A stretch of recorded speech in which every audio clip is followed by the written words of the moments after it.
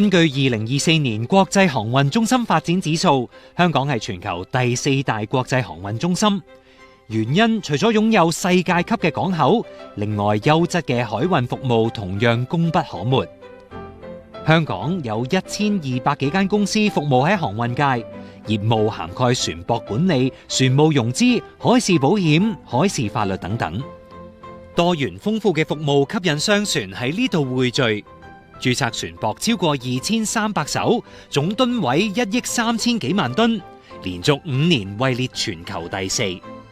為咗推動發展，政府2020年開始為船舶租賃、管理、海事保險等嘅海運服務提供稅務優惠，其中船舶租賃企業2年間增加3倍。香港亦都係波羅的海國際航運公會4大指定仲裁地之一。內地企業選用香港作為仲裁地，可以喺熟悉嘅環境下解決爭議，有助內地企業走出去。國際企業亦都可以通過同香港嘅合作，推動外貿走進來，全方位升級海運服務，發展聯通優勢，推動香港航運揚帆遠航。